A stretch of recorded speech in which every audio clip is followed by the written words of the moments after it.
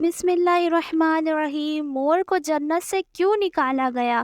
مور جتنا اب خوبصورت ہے اس سے کئی زیادہ جنت میں خوبصورت تھا۔ مور کی خوبصورتی پر سبھی پرندے فدا تھے، لیکن ان سب خوبیوں کے باوجود مور سے ایسی کون سی خطا ہو گئی تھی جس سے اللہ تبارک و تعالیٰ نے مور کو جنت سے نکال دیا۔ اللہ تبارک و تعالیٰ نے جب حضرت آدم علیہ السلام اور اماں حوا کو پیدا فرمایا، اس کے بعد ان کو جنت میں بھیج دیا۔ وہ دونوں جنت میں بہت ہی پرسکون رہتے تھے، بہت ہی لذیذ میوہ پھل کھایا کرتے تھے، لیکن ایک اناج جس کو کھانے سے اللہ پاک نے انہیں منع فرمایا، اور وہ اناج گندم تھا۔ چنانچہ شیطان حضرت آدم علیہ السلام کی وجہ سے ہی جنت سے نکالا جا چکا تھا۔ اسی وجہ سے شیطان حضرت آدم علیہ السلام سے دشمنی ہو گئی تھی۔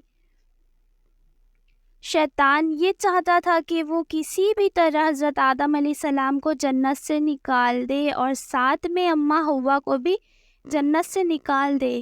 جب شیطان کو یہ خبر ہوئی کہ حضرت آدم علیہ السلام کو تمام میوے کھانے کی اجازت ہے لیکن گندم کھانے کی اجازت نہیں ہے، تو شیطان انتقام کی آگ دل میں لیے جنت کے دروازے کے پاس بیٹھ گیا اور 300 سال تک وہاں پر بیٹھا رہا کہ کوئی جنت کے دروازے سے باہر آئے اور شیطان اس سے بات کر سکے۔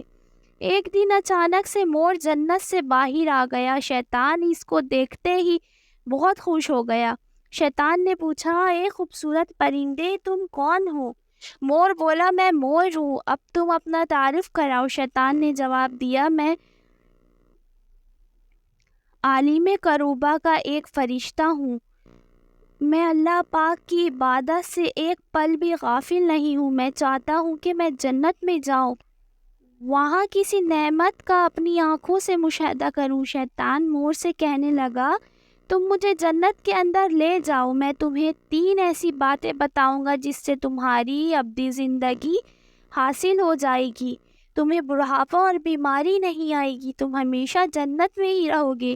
شیطان کی یہ بات سن کر لالچ میں آ کر مور نے کہا کہ مجھ میں تو اتنی طاقت نہیں ہے کہ میں تمہیں جنت کے اندر لے جاؤں، لیکن ایک سانپ میرا دوست ہے، وہ شاید تمہاری مدد کر سکے۔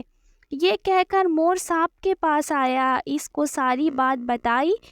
سانپ بھی شیطان کی باتوں سے بہت خوش ہو گیا، پھر شیطان کو اپنے منہ میں چھپا کے جنت میں داخل ہو گیا، اور یوں شیطان اپنی چال میں کامیاب ہو گیا۔ جنت کے تمام نگہبانوں کو یہ معلوم تھا کہ شیطان یہ چال چل رہا ہے اور جنت میں داخل ہو چکا ہے۔ فرشتے شیطان کو جنت سے نکالنے لگے، تب ہی اللہ پاک کا حکم ہوا کہ اس کو ابھی تک جنت میں ہی رہنے دیا جائے۔ وہ فرشتے اللہ تبارک و تعالیٰ کے حکم سے رک گئے۔ شاید یہ حضرت آدم علیہ السلام کا امتحان تھا۔ شیطان حضرت آدم علیہ السلام کے پاس اور اماں حوا کے پاس جا کر اپنی محبت کا اظہار کرنے لگا۔ وہ دونوں ہی شیطان کو پہچان نہ سکے، کیونکہ ماضی کے مقابلے میں شیطان کی شکل تبدیل ہو چکی تھی۔ شیطان کہنے لگا، میں چاہتا ہوں کہ آپ دونوں ہمیشہ جنت میں اسی طرح زندگی گزاریں، ہمیشہ خوش رہیں۔ حضرت آدم علیہ السلام اس کی بات بہت غور سے سننے لگے۔ شیطان نے کہا، اگر آپ میری بات مان جائے تو آپ کو جنت کی اور بھی تمام سہولتیں ملیں گی۔ حضرت آدم علیہ السلام شیطان کے بہکاوے میں آ کر کہنے لگے کہ یہ کس طرح ممکن ہے؟ شیطان کہنے لگا، ایک گندم کا دانہ اگر آپ دونوں چگ لیں تو آپ کو ابدی حیات حاصل ہو جائے گی اور آپ جنت میں ہی رہیں گے۔ یہ بات سن کر شیطان آدم علیہ السلام کے دل میں رجحان پیدا ہوا، لیکن ان کے دل میں اللہ کی نافرمانی کا خوف غالب آ گیا۔ جبکہ اماں حوا شیطان کی باتوں میں آ گئی، جس پر اماں حوا نے حضرت آدم علیہ السلام کو راضی کر لیا۔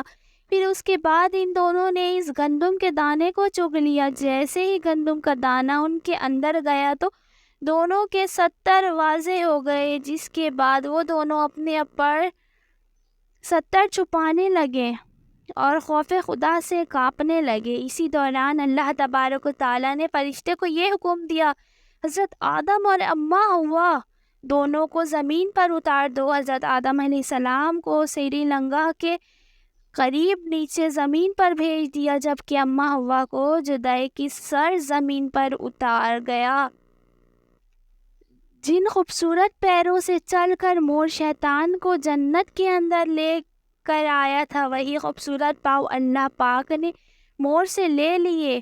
سانپ جو اپنے منہ میں شیطان کو چھپا کر لایا تھا، اس کے منہ کی خوبصورت خوشبو کو چھین کر اس میں زہر ڈال دیا گیا۔ پھر مور کے ساتھ ساتھ سانپ کو بھی جنت سے نکال دیا گیا۔